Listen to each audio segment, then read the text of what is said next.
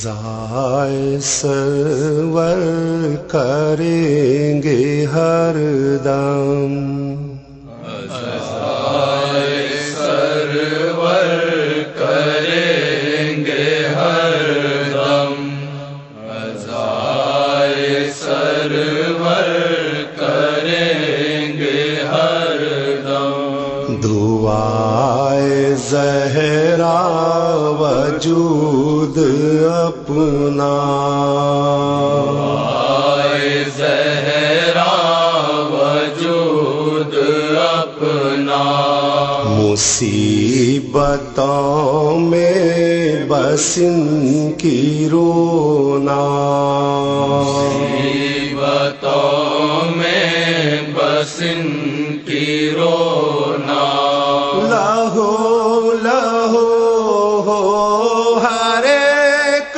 سینہ، لہو لہو ہر ایک سینہ،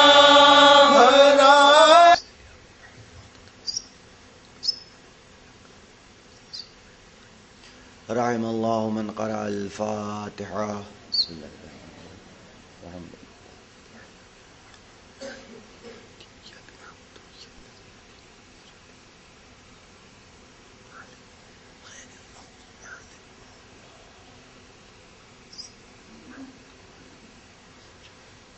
اعوذ باللہ من الشیطان اللعین الرجیم. لا حول ولا قوة الا باللہ العلی العظیم.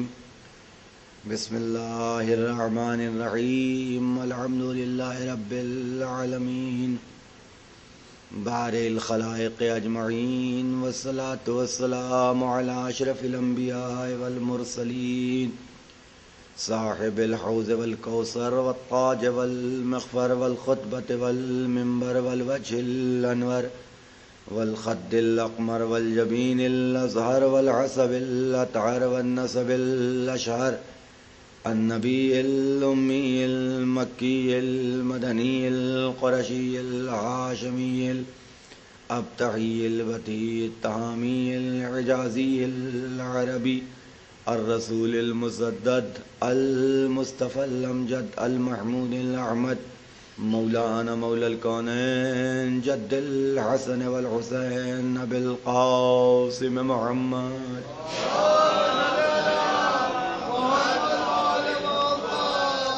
وآله الطيبين الطاهرين المعصومين، سيما بقية الله الأعظم مولانا حجت ابن الحسن العسکری. اما بعد فقد قال اللہ تعالی وتبارک فی قرآن المجید وفرقان الحمید. بسم اللہ الرحمن الرحیم. اللہ لا الہ الا هو الحی القیوم لا تأخذه سنة ولا نوم، له ما في السماوات وما في الأرض، من ذا الذي يشفع عنده إلا بإذنه، يعلم ما بين أيديهم وما خلفهم، ولا يحيطون بشيء من علمه إلا بما شاء. ایک صلوات پڑھ محمد.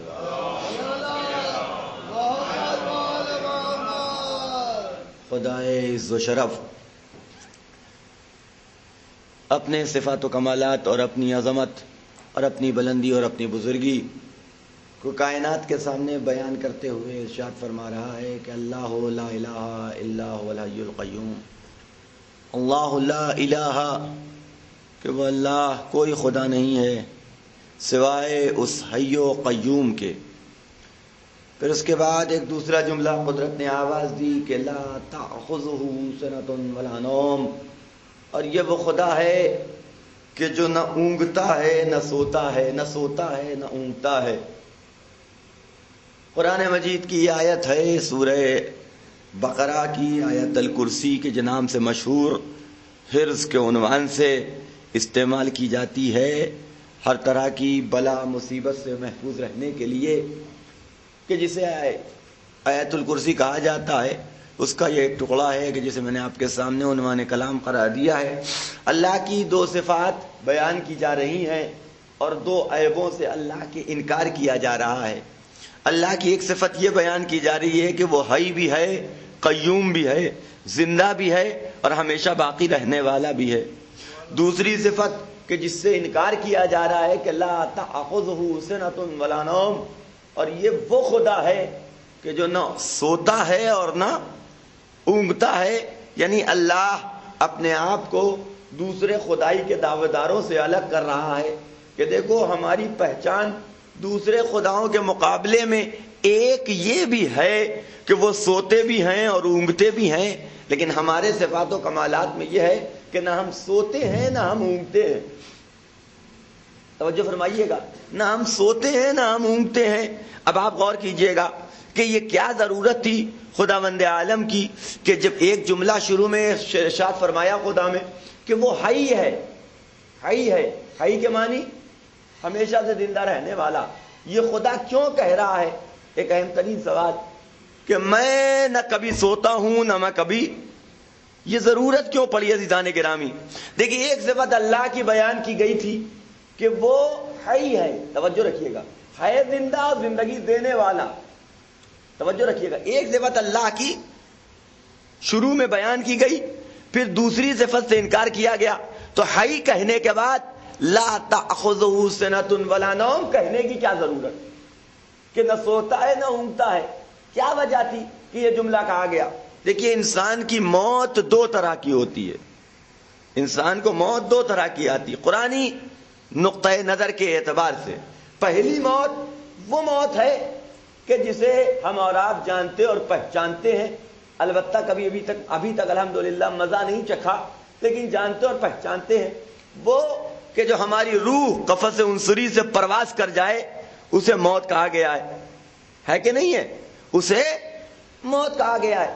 ایک موت اور ہے، اسے قرآن کہہ رہا ہے کہ والتی لم تمت فی منامہا، جب تم سوتے ہو تو اسے بھی موت کہہ کے خطاب کیا گیا۔ تم سوتے ہو تو یہ سونا بھی ایک طرح کی تمہاری عارضی موت ہے، عارضی موت ہے، یعنی جب تم سو گئے تو دنیا و ما فیہا سے بے خبر۔ غور کیجئے گا، تو قدرت نے اسے موت کہا ہے، تو ہو سکتا ہے پہلی آیت میں کہا گیا کہ وہ حی ہے، وہ قیوم ہے، تو انسان یہ سوچ سکتا ہے کہ اللہ کو دائمی موت تو نہیں آ سکتی، البتہ اللہ کبھی نہ کبھی سوتا ضرور ہوگا۔ غور کیجئے گا جانے گرامی، اللہ سوئے نہ تھا، کم سے کم اونگ تو لیتا ہی ہوگا۔ اتنے بڑے کاروبار دنیا کا سنبھالنے والا خدا، تو قدرت آواز دے رہی ہے کہ دیکھو ہم کو اپنے آپ پہ قیاس نہ کرنا، تم مرتے بھی ہو سوتے بھی ہو، لیکن وہ اللہ نہ مرتا ہے، نہ اسے نیند آتی ہے، نہ اسے اونگ آتی ہے۔ ایک صلوات پڑھے محمد وآل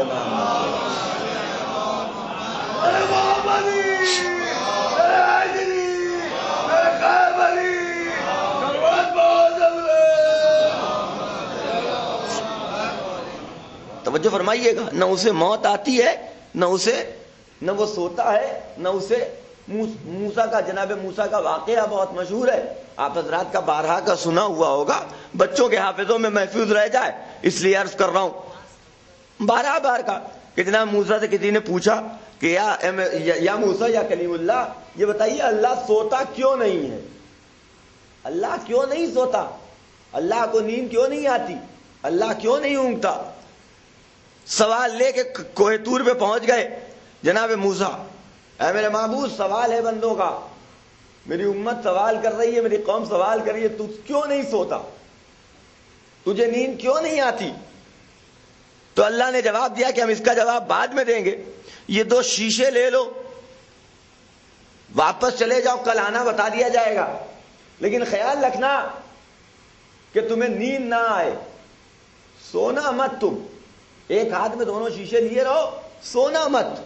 یہ کہہ کے موسیٰ کو بھیج دیا، موسیٰ آ گئے زمین کے اوپر۔ ایک فطرت ہے انسان کی، جس چیز کے لیے منع کیا جائے اس کی طرف دل ضرور کھینچتا ہے۔ غور کیجیے گا، اب اللہ کہہ چکا تھا سونا مت، اب نیند ہے کہ چلی آ رہی ہے، بار بار کوشش کر رہے ہیں کہ نہیں آنکھ نہ بند ہو، پلک نہ جھپکے، اونگ نہ آئے، لیکن اللہ کا کچھ ایسا انتظام تھا کہ لاکھ کوششوں کے بعد آخر کو موسیٰ کو نیند آئی گئی، سو گئے موسیٰ، دونوں ہاتھوں میں شیشہ، سو گئے۔ اب جو صبح آنکھ کھلی تو دونوں ہاتھ زخمی ہو چکے تھے، ہوا کیا؟ جب سوئے تو سونے کے بعد خیال نہیں رہا، شیشہ ہاتھوں میں دبا تو ٹوٹا تو ہاتھ زخمی ہو گیا۔ موسیٰ طور پہ پہنچے تو قدرت نے آواز دی، دیکھا موسیٰ کیا ہوا؟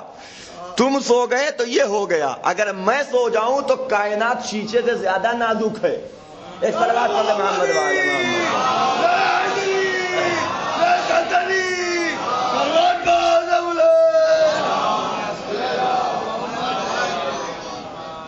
غور کریں، اگر میں سو جاؤں تو کائنات کا یہی اثر ہوگا، اس لیے میں نہیں سو سکتا۔ توجہ رکھیے گا میں کیا عرض کر رہا ہوں۔ تو اپنے صفاتوں کا حی ہے، قیوم ہے، لا تاخذہ سنۃ ولا نوم، اور پھر اس کے بعد ایک ولا یحیطون بشیء من علمہ، کوئی شے اس کے علم کا احاطہ نہیں کر سکتی۔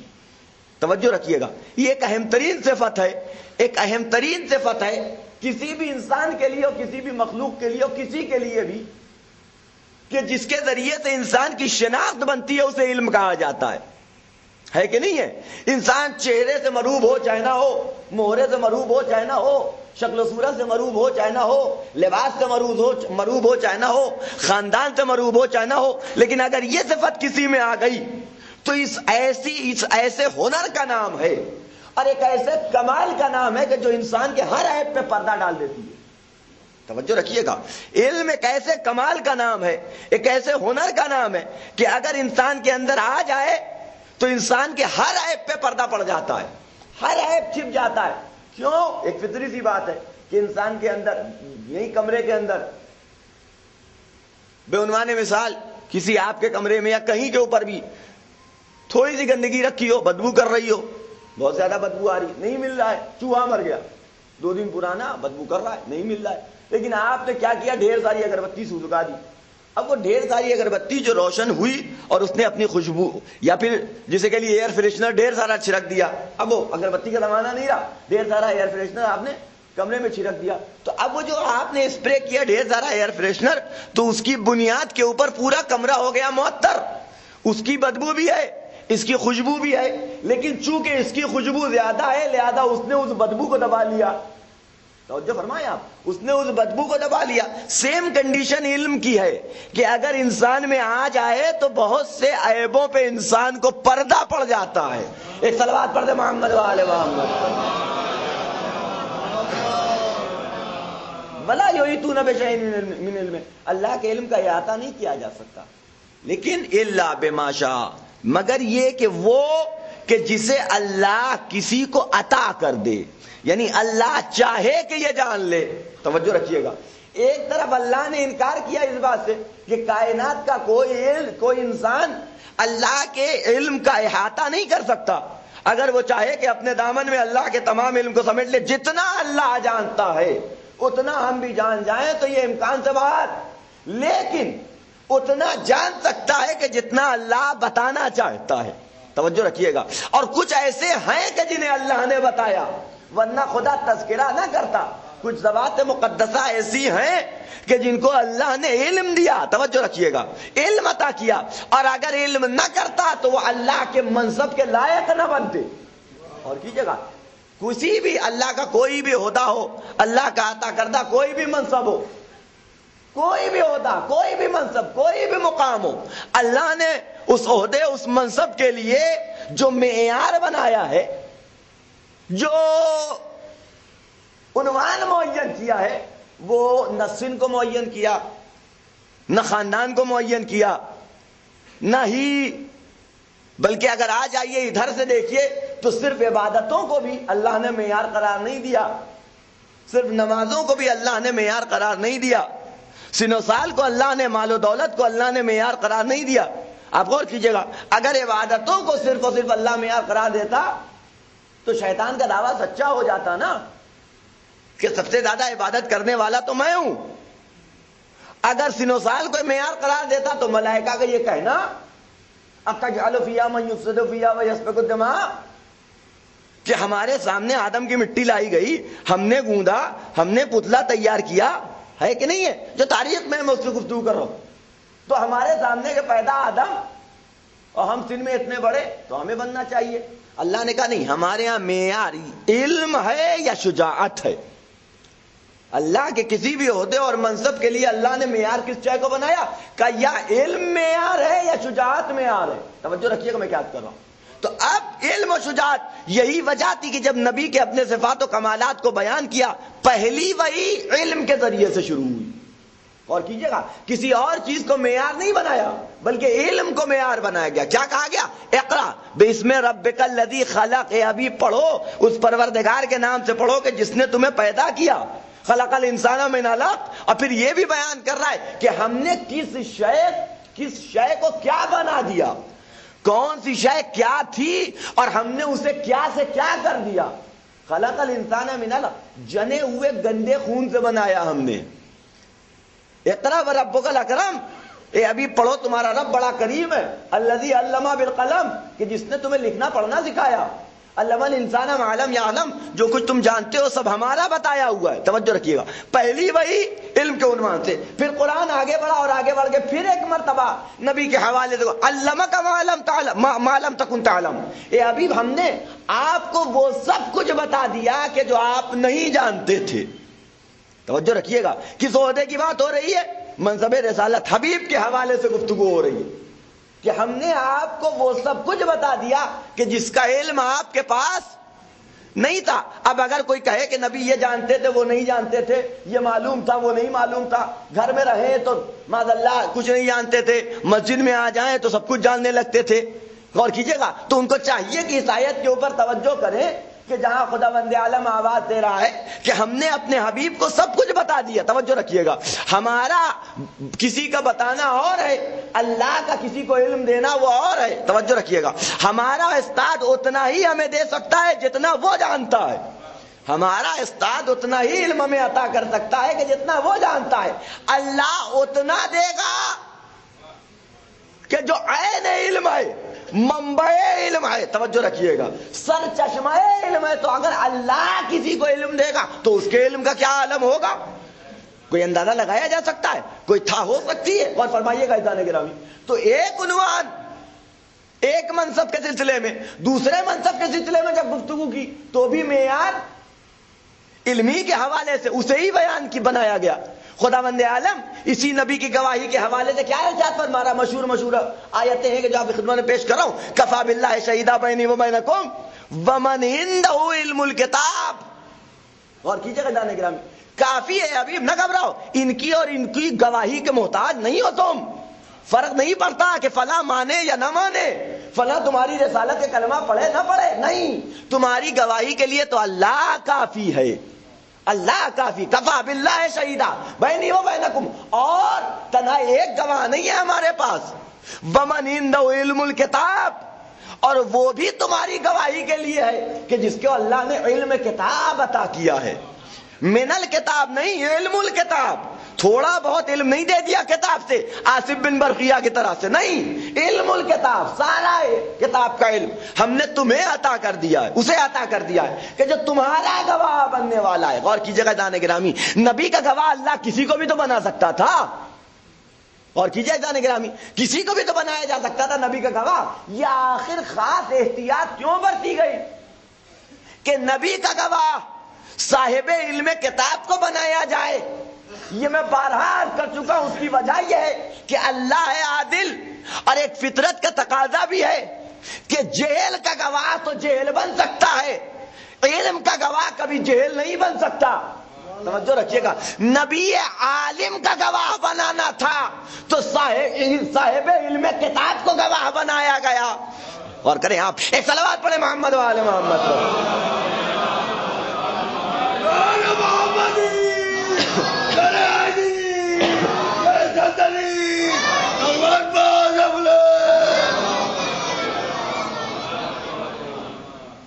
اس کا گواہ بنانا تھا جس کے بارے میں خدا خود کہہ رہا علمک ما لم تکن تعلم، اسی کا گواہ بنانا تھا. تو ایک ایسے کو بنایا جائے گا کہ جو صاحب علم ہو، تو اور چھوٹا موٹا علم رکھنے والا نہ ہو. توجہ رکھیے گا، چھوٹا موٹا علم رکھنے والا نہ ہو بلکہ کم سے کم اسی معیار کا علم رکھنے والا ہو، اسی معیار کا علم رکھنے والا ہو، تبھی تو گواہی دے پائے گا.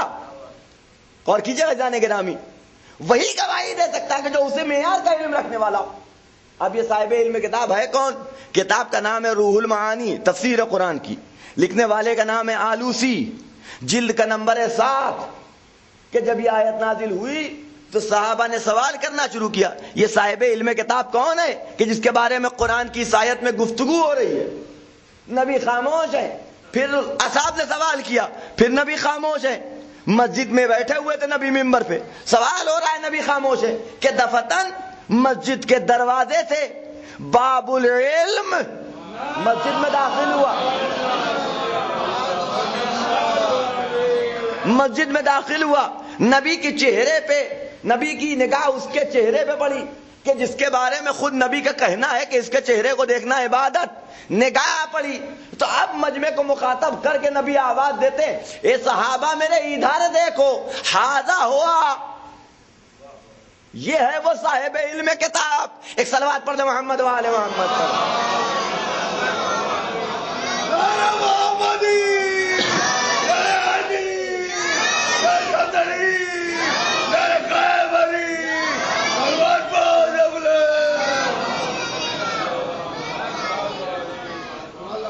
توجہ فرمائیے گا، کتاب کا نام ہے یہ ہے، اور یہی روایت سیم اس حوالے سے اس جملے میں بھی ہے کہ جو سورہ جو امام مبین کے حوالے سے گفتگو ہو رہی ہے، جہاں کے اوپر امام مبین کے حوالے سے گفتگو ہو رہی، تفسیر برہان میں بھی یہ واقعہ ہے کہ جب یہ آیت نازل ہوئی کلو شیء احصیناہ فی امام مبین، کہ ہم نے ہر شے کا حصہ امام مبین میں کر دیا ہے، ہر شے کا حصہ ہم نے امام مبین میں کر دیا۔ یہ آیت نازل ہوئی ہر شے کا حصہ۔ تو اب مسلمانوں کے درمیان میں یہ ایک اضطرابی کیفیت کی، یہ امام مبین کون ہے؟ امام مبین کون ہے؟ کہ یہ کون ہے کہ جس کے بارے میں یہ گفتگو ہو رہی ہے کہ اللہ نے ہر شے کا حصہ اس کے اندر کر دیا ہے۔ نبی مسجد میں تھے، آیت نازل ہوئی، لوگوں نے سوال کیا، مولا کائنات مسجد میں داخل ہوئے، نبی نے اشارہ کر کے بیان کیا کہ دیکھو یہ ہے وہ امام مبین۔ توجہ فرمائیے گا، یہ ہے وہ امام مبین۔ لیکن اس آیت کی ایک اہمیت دیکھیے گا کہ کل شیء احصیناہ فی امام مبین، ہم نے ہر شے کا حصہ امام مبین میں کر دیا ہے، ہر شے کا حصہ، کائنات کی ہر شے کا حصہ امام مبین میں۔ یعنی کیا مطلب؟ یعنی کائنات کی کوئی شے ایسی نہیں ہے کہ جس کا علم اس کے پاس نہ پایا جائے۔ غور کریں آپ، کوئی شے ایسی نہیں ہے۔ خدا کہہ رہا اللہ ہو خالق کل شیء، اللہ ہر شے کا خالق ہے۔ ما سوى اللہ، جو کچھ ہے اس پہ لفظ شے کا اطلاق ہوتا ہے۔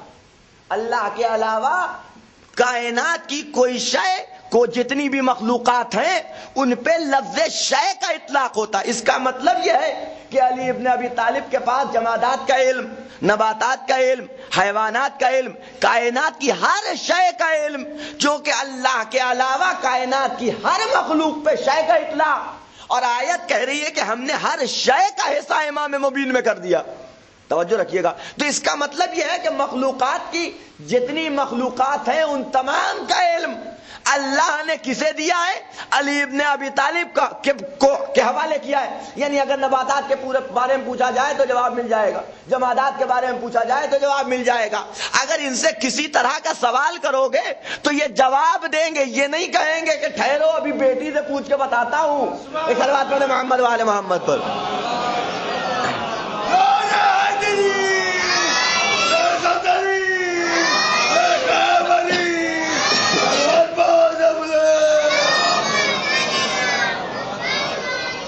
ہر شے کا علم ان کے حوالے کیا گیا، کلو شیء۔ اور آپ قرآن کی ایک اور آیت کہ جس میں خداوند عالم آواز دے رہا کہ وقالت الیہود لیست النصارى علی شیء، یہ تو دنیا کے بارے میں گفتگو ہو گئی، اب دین بھی دیکھ لیے۔ وقالت الیہود لیست النصارى علی شیء وقالت النصارى لیست الیہود علی شیء۔ یہود کہتے تھے کہ نصارہ کسی چیز پہ نہیں، نصارہ کہتے تھے کہ یہود کسی چیز پہ نہیں۔ یہ قرآن کی آیت ہے، وقالت الیہود لیست النصارى علی شیء، یہود کہتے تھے کہ نصارہ کسی چیز پہ نہیں، وقالت النصارى لیست الیہود علی شیء، نصارہ کہتے تھے کہ یہود کسی چیز پہ نہیں۔ ایک دوسرے کے اوپر الزام تراشیاں ہو رہی تھی، تو اب مفسرین نے لکھا کہ یہ شے کیا ہے کہ جس کے بارے میں گفتگو ہو رہی ہے کہ یہود کہہ رہے ہیں نصارہ کسی چیز پہ نہیں، نصارہ کہہ رہے ہیں کہ نہیں یہود کسی چیز پہ نہیں، تو مفسرین نے لکھا کہ اس شے سے مراد دین ہے۔ توجہ رکھیے گا، یعنی یہود الزام لگا رہے تھے نصارہ پہ کہ نصارہ بے دین ہے، نصارہ الزام لگا رہے تھے یہود کے اوپر کہ یہود بے دین ہے. اور کیجیے گا عزیزان گرامی، تو اس آیت میں خداوند عالم نے دین کو شے کہا ہے، اور امام مبین وہ ہے کہ جس کے اندر ہر شے کا حصہ ہے. توجہ رکھیے گا، اس کا مطلب یہ ہے کہ دین کے تمام فروع و اصول کا اگر کوئی جواب دے سکتا ہے تو وہ ہے امام مبین. اس سے سوال کرو وہ بتائے گا کہ امام مبین. آپ غور کیجئے گا، جس کی نگاہوں میں پورا دین ہو، یعنی وہ دین حق کو بھی پہچانتا ہے، دین باطل کو بھی پہچانتا ہے، اسے پتا ہے کہ سچا دین کون سا، جھوٹا دین کون سا. تو جو جھوٹے اور سچے دین دونوں کو پہچانتا ہو، وہ زندگی کے کروڑویں حصے میں بھی کبھی باطل کی طرف نہیں جا سکتا. توجہ رکھیے گا عزیزان گرامی، باطل کی طرف وہی جاتا ہے کہ جس کے اندر یہ شک پایا جائے کہ حق کیا ہے، جو صحیح حق کو پہچان نہ سکے وہی باطل کی طرف جاتا ہے. جس کے نگاہوں کے سامنے حق بھی ہو اور باطل بھی ہو، جو حق کو بھی پہچانتا ہو باطل کو بھی جانتا ہو، وہ زندگی کے کروڑویں حصے میں بھی کبھی باطل کا ساتھ نہیں دے گا. توجہ رکھیے گا، یہی وجہ تھی کہ کائنات میں تنہا یہ نعرہ لگاتے ہوئے علی ابن ابی طالب نظر آئے، اس کے علاوہ کوئی نظر نہیں آیا کہ لم اشرک باللہ طرفتا عین. پوری حیات کیا، آدھی زندگی کیا، میں نے ایک پلک کے جھپکنے کے برابر بھی کبھی شرک نہیں کیا. ایک صلوات پڑھ محمد و آل محمد پر.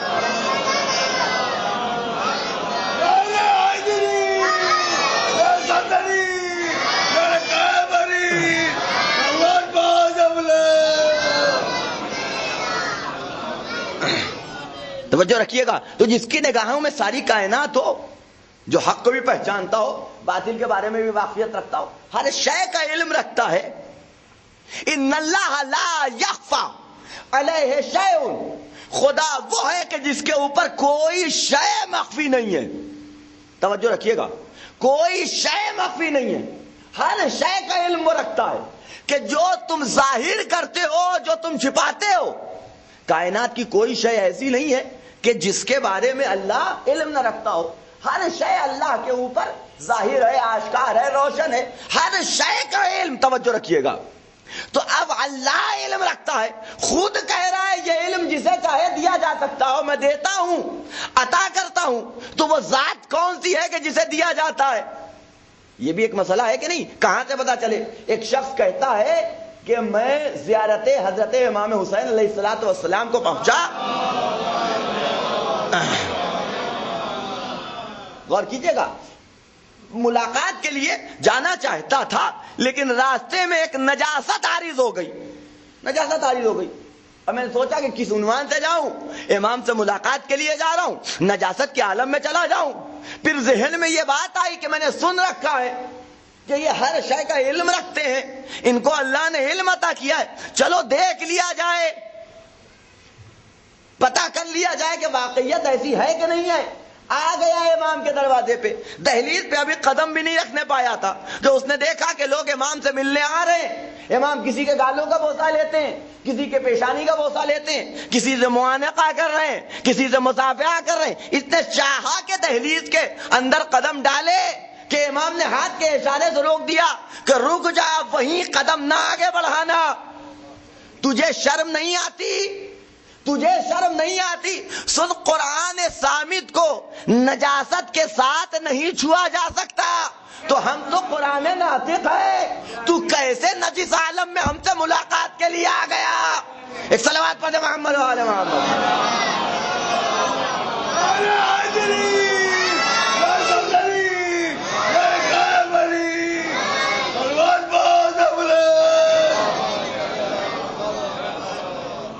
غور کریں آپ، ہے کہ نہیں ہے؟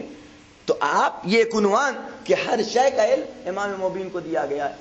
یہ وہ علم ہے کہ اللہ جسے چاہتا ہے، خود ہی کہہ رہا ہے العلم نور، علم ایک نور ہے کہ جسے اللہ چاہتا ہے اس کے دل میں ڈال دیتا ہے. توجہ رکھیے گا، وہ کہ جو استاد القا کرے وہ علم اور ہے، وہ علم کہ جو اللہ عطا کرے. توجہ رکھیے گا، آپ غور کیجئے گا، جتنے خدا ہوئے ہیں اور جتنوں نے بھی بڑے بڑے دعوے کیے ہیں، انہوں نے کچھ علم حاصل کر لیا تو دعویٰ کیا ہے.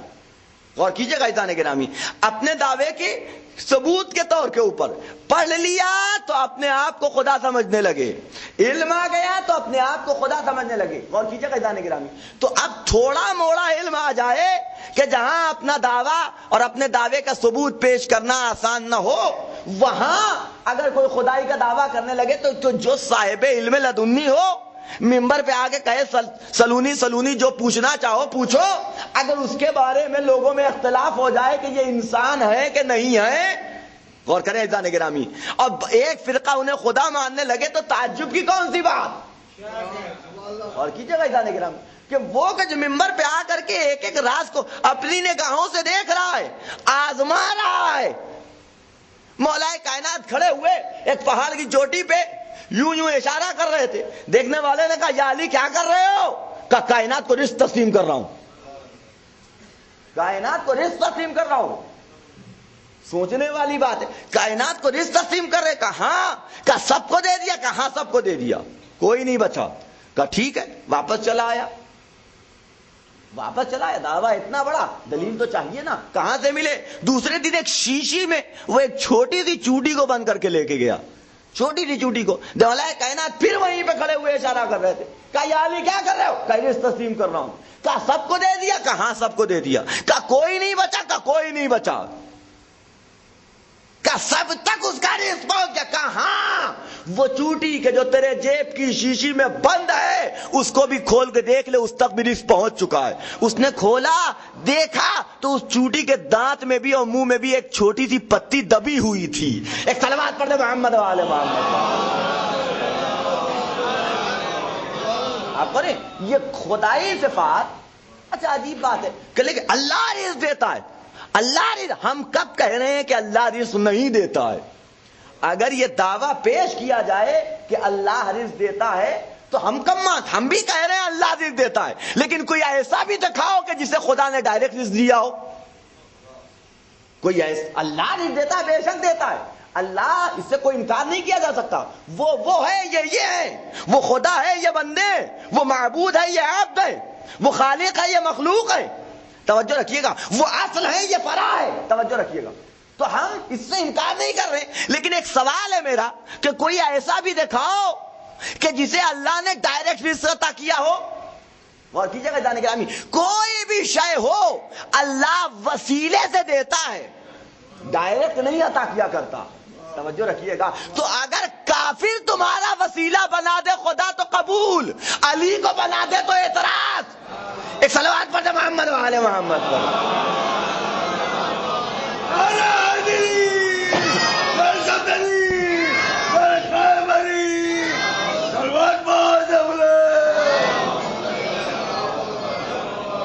آپ غور کریں، یہ ایک اہم ترین بات ہے کہ نہیں ہے کہ کافر اگر وسیلہ بن جائے، ہمارے رزق کا وسیلہ کون؟ فلاں کمپنی میں کام کر رہے ہیں، مالک ہمیں، ہم کام کرے تنخواہ دے رہا ہے، اللہ اس وسیلے سے رزق ہم تک پہنچا رہا ہے کہ نہیں؟ اس وسیلے سے ہم تک رزق پہنچا رہا ہے.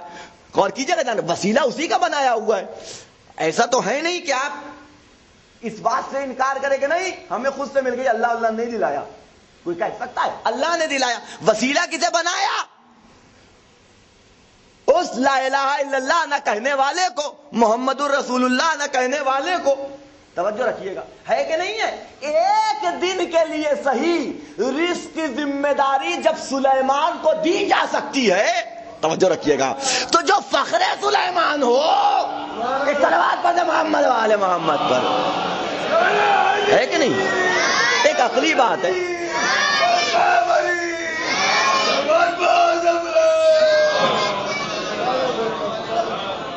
ایک دن کی رزق کی ذمہ داری سلیمان کو دی گئی کہ نہیں دی گئی؟ تو اب اگر اللہ نے ذمہ داری سلیمان کو دی دی، کیا ہم خدا ہو گئے سلیمان؟ کہ نہیں، خدا نہیں ہوئے. یہ ذمہ داری، یہ وسیلہ اللہ نے سلیمان کو بنا دیا. توجہ رکھیے گا. تو ویسے ہی جب ایک دن کی ذمہ داری سلیمان لے سکتے تو وہ کہ جو فخر سلیمان ہو کسی سے. اب اٹھا کے وزارات پڑھیے گا، وزارات اور اس کی تفسیر پڑھیے گا تو آپ کو پتا چلے گا کہ کیا کیا ذمہ داریاں اللہ نے ان کے سپرد کی. اور کیا کیا اختیارات انہیں دیے. اتنا دے دیا تھا کہ علی ابن ابی طالب دعویٰ نہ بھی کرتے, خاموشی سے نماز پڑھتے تو لوگ جتنے مان رہے تھے اس سے زیادہ لوگ علی کی خدائی کے قائل ہو جاتے. غور کیجیے گا, یہ تو ان کا ظرف ہے, یہ ان کا ظرف ہے کہ انہوں نے کسی فضیلت کو اس وقت تک اختیار نہیں کیا جب تک کہ اللہ کا شکر نہیں ادا کیا. ادھر کوئی فضیلت ایسی آئی کہ جس نے در علی پہ سجدہ کیا تو علی نے اپنی پیشانی اللہ کے شکر میں اور اللہ کے سجدے میں جھکا دی. میرے معبود تیرا لاکھ لاکھ شکر ہے, تیرا لاکھ لاکھ کرم ہے. توجہ رکھیے گا, غور کریں اذان گرامی. یہی وجہ ہے کہ یہ فضیلت علی بیان ہونی چاہیے تاکہ کائنات کے سامنے آئینہ پیش ہو سکے کہ دیکھو جب اتنا بڑا عالم, اتنا صاحب فضیلت, اتنا صاحب کمال, اتنا صاحب ہنر, یہ سب کچھ رکھنے کے باوجود اللہ کا بندہ ہے اور اللہ کی بندگی کا اقرار کر رہا ہے اور اللہ کی کے سجود میں سجدے میں اپنا سر جھکائے ہوئے, تو تھوڑا موڑا علم مل جانے کے بعد, تھوڑی بہت کم فضیلت اور کمال مل جانے کے بعد تم اللہ کے سامنے اکڑ کیسے سکتے ہو, تن کے چل کیسے سکتے ہو؟ یہ بات میں اکثر کہتا ہوں, فضیلت علی بیان ہونی چاہیے, اس لیے کہ تنہا فضیلت علی ہے کہ جس سے حفاظت توحید ہوتی ہے. اور کیجئے گا, تنہا علی ابن ابی طالب کے فضائل و کمالات ہیں کہ جس سے توحید کی حفاظت ہوتی ہے. جتنا زیادہ تنہا حفاظت نہیں ہوتی بلکہ اللہ پہ ایمان میں اور زیادہ مضبوطی آتی جاتی ہے. اور کیجئے گا جانے گرامی, تنہا فضیلت علی ابن ابی طالب ہے کہ ایک طرف محافظ توحید, دوسری طرف ایمان میں مضبوطی کا سبب, ایمان میں مضبوطی کا سبب. غور کیجئے گا, ہمارے پاس اتنی معرفت نہیں ہے, ہمارے پاس اتنی عقل نہیں ہے, ہمارے پاس اتنا فہم و ادراک نہیں پایا جا سکتا کہ ہم براہ راست اللہ کو پہچان سکیں. آج کے اس زمانے میں خصوصیت کے تحت کہ ہر فرقہ اپنی تبلیغ کر رہا ہے, اپنی حقانیت کو بیان کر رہا ہے, دلیلیں ساتھ میں رکھے ہوئے, بہکنے کے بہت زیادہ چانسز. غور کیجیے گا جانے گرامی, انسان پسو پیش کا شکار رہتا ہے. ایسے ماحول میں جب علی ابن ابی طالب کی زندگی کا مطالعہ کرتا ہے, ان کے علم کو دیکھتا ہے, ان کے فضل کو دیکھتا ہے, ان کے کمال کو دیکھتا ہے, ان کی شجاعتوں پہ نگاہ پڑتی ہے, تو اللہ پہ خدا نخواستہ پیدا ہونے والا شک بھی دور ہو جاتا ہے. انسان یہ سوچتا ہے کہ جب علی جیسا اسے خدا مان رہا ہے, توجہ رکھیے گا, تو اس کا مطلب وہ ہے اور ویسا ہی ہے کہ جیسا علی بتا رہے ہیں. اور کریں آپ ایک صلوات پڑھیں محمد و آل محمد.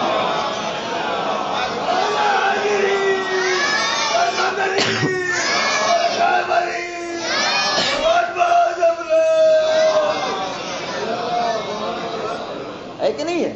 یہ ایک فطری سی بات ہے کہ انسان یہ دیکھتا فلاں صاحب کریں, فلاں صاحب اتنے بڑے عالم وہ کر رہے تھے. توجہ رکھیے گا, آپ ہمیں اور آپ کو غلط وضو یا کسی عنوان سے وضو کرتا ہوا دیکھیے جو آپ نے پہلی مرتبہ طریقہ دیکھا ہو, یا کوئی دوسرا عمل انجام دیتے ہوئے دیکھیے, تو شک کریں غلط کر رہا تھا, غلط کر رہا تھا. لیکن ایک عالم دین, ایک مجتہد, ایک مرجع, ایک وہ کہ جو مقلد ہے, وہ اگر کسی عنوان سے کوئی عمل انجام دے تو انسان کو شک کا شبہ نہیں ہوگا, بلکہ اس بات کا یقین ہوگا کہ یہ نئی بات ہے کہ جو آج میرے علم میں اضافہ ہو گیا ہے کہ نہیں ہے. یہی تو عنوان ہوتا ہے کہ ایسے بھی یہ عمل انجام دیا جا سکتا ہے کہ نہیں. اب عنوان مثال ہمارے ہاں رائج ہے, یہ سبھی ذہن میں جانتے, عورتیں وضو میں صرف اور صرف سیدھا ہاتھ دھو سکتی ہیں, ہے کہ نہیں. مرد پشت پہ ڈالیں گے, عورتیں ہاتھ کے, یہ ہے. لیکن اب یہ ہمارے یہاں رائج ہے, میں بزرگوں کی بات نہیں کر رہا, وہ جانتے ہیں, نوجوانوں کی بات کر رہا ہوں. اب اگر آپ نے کسی عورت کو دیکھ لیا کہ وہ سیدھے ہاتھ کے اوپر نہ ڈال کے پشت پہ ہاتھ ڈال رہی, آپ کیا کہیں گے؟ نماز باطل, وضو باطل, غلط ہے, وضو صحیح نہیں ہے. اس کی وجہ کیا ہے کہ ہمارا علم محدود ہے, ہماری معلومات محدود ہے. بلکہ یوں کہنا چاہیے کہ ہماری معلومات کبھی بھی سنی سنائی سے آگے نہیں بڑھ سکی. اور کیجئے گا جانے گرامی, سنی سنائی سے جس طریقے سے قرآن ہمارے یہاں طاق پہ سجا کے رکھا گیا, ویسے ہی توضیح المسائل توجہ فرمائیے گا. ایک عنوان ہوتا ہے, میں کسی اس عنوان سے نہیں بیان کروں, لیکن ہے کہ نہیں ہے حقیقت. لیکن اب اگر کسی ایسی عورت کو کہ جس کے بارے میں آپ جانتے ہیں کہ شریعت کا علم رکھتی ہے, عرفان رکھتی ہے, پڑھی لکھی ہے, جسے کہنا چاہیے احکام سے واقف ہے, اسے آپ دیکھیے کہ وہ بطن پہ ہاتھ کے سیدھے حصے پہ نہ کر کے پشت پہ کوہنی کے اوپر سے پانی ڈالے, تو اب آپ کا نظریہ کیا ہوگا؟ غلط کر رہی ہے یا پھر آپ کے علم میں اضافہ کر رہی ہے؟ ہر انسان یہ کہے گا اس کا مطلب یہ ہے کہ نہیں ویسے بھی صحیح ہے ایسے بھی صحیح ہے. توجہ فرمائیے گا, ہے کہ نہیں ہے؟ تو یہ علم میں اضافہ انسان کا ہوا کہ نہیں ہوا اس عنوان سے؟ تو بالکل ویسے ہی ہے. ہمارا علم چونکہ ہے محدود, لہذا اللہ کی معرفت حاصل کرنا ہمارے لیے بڑا سخت کام. لیکن جب انسان اتنی بڑی شخصیت کو اللہ کے سامنے سر بسجود دیکھتی ہے, انسان جب اتنی بڑی شخصیت علی ابن ابی طالب جیسے افراد اللہ کے سامنے سارے فضائل و کمالات کے حامل ہونے کے باوجود علم لدنی رکھنے کے ساتھ اللہ کے سامنے اپنا سر جھکائے ہوئے ہیں, تو ہمارے ذہن و دل و دماغ میں اللہ کے حوالے سے, دین کے حوالے سے, رسول کے حوالے سے, اسلام کے حوالے سے پایا جانے والا شک بھی ختم ہو جاتا ہے. توجہ رکھیے گا کہ جب یہ مان رہے ہیں تو اس کا مطلب ہے, غور کریں عزیزان گرامی, شاعر کا شعر ہے, میں اس سے پہلے بھی سنا چکا ہوں, شہریار کا یہ مصرع اور اس بات کی حقانیت کی دلیل ہے کہ آج کے زمانے میں اللہ کا پہچاننا بڑا سخت کام ہے. شاعر کہتا ہے کہ علی اے ہمائے رحمت تجھے آیتی خدا را, اے علی اے ہمائے رحمت, اے رحمت کی ہوا تجھے آیتی خدا را, تو کتنی بہترین اللہ کی نشانی ہے. زے علی شناختم من بے خدا قسم خدا را, اور اگر میں نے اللہ کو پہچانا ہے تو علی کے وسیلے سے پہچانا ہے, علی کے ذریعے سے پہچانا ہے. اور کیجیے غیظان گرامی, بہترین وسیلہ, بہترین ذریعہ, پہاڑوں, سمندروں, دریاؤں, کائنات کی مخلوقات کو چھوڑ کے اگر علی کی ذات کو دیکھا جائے, پہاڑ کچھ بھی ہو اشرف المخلوقات نہیں ہے, دریا کچھ بھی ہو اشرف المخلوقات نہیں ہے. توجہ رکھیے گا, ان کو چھوڑ کے انسان ان تمام چیزوں میں اگر اپنے ذہن کو کھپائے گا تو کم عقل کہا جائے گا. آیت الکبریٰ موجود ہے, آپ آیت الصغریٰ کے پیچھے پڑے ہوئے ہیں. ایک صلوات پڑھ دے محمد و آل محمد پر.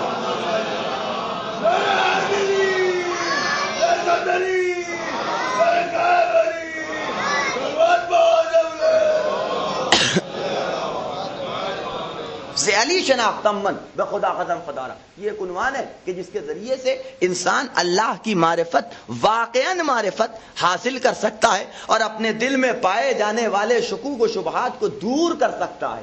اس لیے کہ زندگی کے سفر میں بہت سے ایسے مقامات آتے ہیں کہ جہاں ہمارے یقین کا ستون جنبش کھا جاتا ہے, لرز جاتا ہے. ایسے موقع کے اوپر ایک سہارا چاہیے, ایک ایسا سہارا کہ ان آلام و مصائب میں بھی ہمارے اوپر, ہمارے اندر پایا جانے والا اللہ پہ یقین, دین پہ یقین, رسول پہ یقین لغزش نہ کرنے پائے, اس کا استقلال ختم نہ ہونے پائے, اس میں تزلزل نہ آنے پائے. اسی لیے اہل بیت نے کائنات کی بڑی سے بڑی مصیبتوں کو برداشت کیا اور برداشت کرتے گئے, سجدہ کرتے گئے, تاکہ تمہارے سامنے نمونے عمل بن جائے کہ مشکلات اور پریشانیاں آتی ہیں تو انسان کو پختہ بنانے کے لیے, انسان کو مستحکم کرنے کے لیے, انسان کے پیروں کو قوت دینے کے لیے, تو اس میں ایسا نہیں ہونا چاہیے کہ یہ مشکلات آئیں اور تمہارا ایمان ڈگمگا جائے. نہیں, دیکھو تمہارے اوپر جتنی مصیبتیں پڑے, ہم پہ پڑنے والی مصیبتوں کی برابری نہیں کر سکتی, ہم پہ پڑنے والی مصیبتوں کی برابری نہیں کر سکتی. لیکن دیکھو ہم کیا, اور ہم تو چلو تم کہہ سکتے ہو. آپ غور کیجئے گا, کربلا میں حسین اسی لیے اہتمام کر کے لائے تھے کہ جتنی صنف اور جتنی قسم انسانوں میں ہو سکتی تھی سب لے کر کے آئے حسین. بوڑھے بھی تھے, بوڑھے بھی تھے, مسلم ابن اوسجا جیسے بوڑھے کہ جب میدان کربلا میں جانے لگے تو کمر سیدھی کرنے کے لیے لکڑی لگائی گئی تھی, سہارا دے کے کپڑے سے باندھا گیا تھا کمر کو تاکہ جنگ کرنے کے لائق ہو جائیں. سن رسیدہ افراد بھی تھے, کچھ وہ بھی تھے کہ جو درمیانی عمر رکھنے والے جوان بھی تھے، تو حسین اپنے ساتھ ساتھ چھوٹے چھوٹے بچوں کو بھی لے کے آئے تھے. سکینہ جیسی بچی بھی تھی، علی اصغر جیسا شیرخوار بچہ بھی تھا. ہر ایک کے لیے نمونہ عمل بنا کے حسین کربلا کے میدان میں لے آئے کہ تنہا تم ہمارے قدموں کو نہ دیکھو، ہم تو امام ہیں، ہم تو معصوم ہیں، لیکن ہم تمہارے لیے کچھ ایسے افراد بھی لے کے آئے ہیں کہ جو امام نہیں ہے، جو معصوم نہیں ہے، لیکن کردار تو دیکھو ان کا ہم سے کس قدر ملتا جلتا ہے. ان کا انداز تو دیکھو. نہ تمہیں ہمارے قدموں میں لفظ نظر آئے گی، نہ مسلم ابن اوسجا کے قدموں میں لفظ نظر آئے گی، نہ تمہارے سکینہ کے قدموں میں لفظ نظر آئے گی. دیکھو یزید نہ ہم سے بیعت لے سکا، نہ ہمارے قافلے والوں اور اہل حرم سے بیعت لے سکا. قافلہ چلا تو اس عالم میں کہ بیویوں کو قید کر لیا گیا، بچیوں کو اونٹ کی ننگی پیٹھ کے اوپر باندھا گیا، وہ راستہ اختیار کیا گیا کہ جو سب سے گھوم کے کوفے پہنچتا تھا. عزیزان گرامی، اس انداز سے یہ راستہ اختیار کیا گیا تاکہ بہت سے اسباب بیان کیے گئے ہیں، لیکن ان میں سے ایک سبب یہ بھی تھا کہ زیادہ سے زیادہ اذیت دی جا سکے. کلثوم نے یہ سفر طے کیا ہوگا، کس عنوان سے اس منزل سے اس منزل تک پہنچی ہوں گی. تاریخ نے لکھا کہ جب یہ قافلہ شام پہنچا ہے اور شام کے دروازے کے باہر اس قافلے کو دربار کے باہر کھڑا کر دیا گیا. تاریخ نے لکھا کہ مورخ لکھتا ہے کہ میں نے دیکھتا تھا کہ ایک بیوی تھی کہ کبھی گردن نیچے جھکا لیتی تھی اور کبھی سر اوپر اٹھا لیتی تھی، لیکن میں نے غور کیا تو مجھے محسوس ہوا کہ جب بیوی اپنا گردن کو نیچے جھکا لیتی تھی اور رکوع کی حد تک خم ہو جایا کرتی تھی تو بچی خاموش ہو جاتی تھی، لیکن ادھر بیوی اپنا سر اوپر اٹھاتی تھی، بچی رونے لگتی تھی. وجہ کیا تھی کہ جس رسن میں زینب کا بادھو باندھا گیا تھا اسی رسن سے سکینہ کا گلا بھی بندھا ہوا تھا. جب زینب جھک جاتی تھی بچی کو آرام مل جاتا تھا، لیکن جب زینب اپنا سر اٹھانے لگتی تھی تو رسن کھنچتی تھی، بچی کا گلا کھنچتا تھا، بچی گریا کرنے لگتی تھی. ایک رسن 12 گلے. شمر آگے بڑھا، اے زینب چلو اسی عالم میں تمہیں یزید کے دربار میں چلنا ہے. یہ وہ مصیبت تھی کہ زینب نے آواز دی، اے شمر ہمیں یزید کے دربار میں جانے سے انکار نہیں ہے، ہم یزید کے دربار میں جانے کے لیے تیار ہیں، لیکن دیکھ ہم اہل بیت رسول ہیں، ہم خاندان عصمت و طہارت سے تعلق رکھنے والے لوگ ہیں. یزید کے دربار میں 700 کرسی نشینوں کا مجمع ہے، دیکھ دوسرے ممالک سے آئے ہوئے مہمان بھی بیٹھے ہوئے ہیں وہاں، وہ دیکھیں گے تو کیا کہیں گے؟ ہمیں ایک ایک چادریں دے دے کہ ہم اپنے سروں پہ یہ چادریں ڈال کے چلے جائیں. شمر آواز دیتا ہے نہیں اے زینب تمہیں اسی طریقے سے یزید کے دربار میں چلنا ہوگا. یہ سننا تھا کہ شہزادی کی پیشانی پہ بل پڑ گیا. اے شمر تو ہمیں مجبور سمجھتا ہے، تو ہمیں بےکس اور ناتواں سمجھتا ہے. یہ کہہ کے آواز دے رقیہ میرے نزدیک آؤ، اے رباب میرے پاس آؤ، اے سکینہ میرے ہمراہ ہو، میں بد دعا کرتی ہوں تم آمین کہنا. یہ کہہ کے زینب نے ہاتھوں کو بلند کیا. ابھی بد دعا کے کلمات زینب کی زبان پہ جاری بھی نہ ہوئے تھے کہ دفتن زنجیر کی جھنکار سنائی دی. پلٹ کے دیکھا تو بیمار امام ہاتھوں کو جوڑے ہوئے کھڑا تھا. اے شہزادی، اے بوبی اماں، ارے بد دعا کرنے سے پہلے ذرا بابا کے سر کی طرف دیکھ لیجئے. زینب نے مڑ کے بھائی کے سر کی طرف دیکھا، آنکھوں سے آنسو جاری. اے بھیا اس وقت گریا کرنے کا سبب، اے زینب اسی طریقے سے یزید کے دربار میں چلی جاؤ ورنہ میری محنتوں پہ پانی.